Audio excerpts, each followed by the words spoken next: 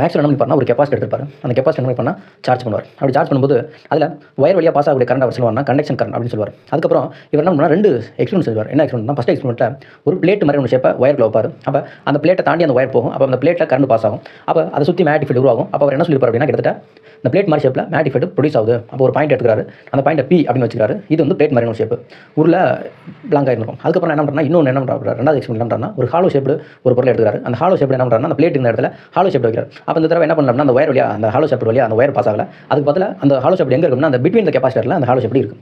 அப்போ அதே பாயிண்ட்ல மேக்னெட்டிக் ஃபீல்ட் பார்க்கும்போது இந்த தடவை நமக்கு என்னன்னா ஆம்பியர் சர்க்யூட்ல யூஸ் பண்ணுறாரு.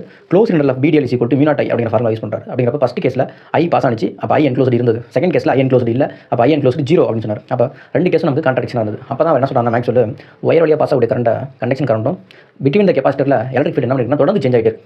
எலக்ட்ரிக் ஃபீல்ட் சேஞ்ச் ஆகும்போது எலக்ட்ரிக் ஃப்ளக்ஸும் தொடர்ந்து சேஞ்ச் ஆகிட்டு இருக்கு. அப்போ அந்த எலக்ட்ரிக் ஃப்ளக்ஸ் சேஞ்ச் ஆகிட்டு இருக்கனால அங்கே ஒரு கரண்ட் உருவாகுது. அந்த கரண்ட் என்ன சொல்கிறாங்கன்னா டிஸ்பிளேஸ்மெண்ட் கரண்ட்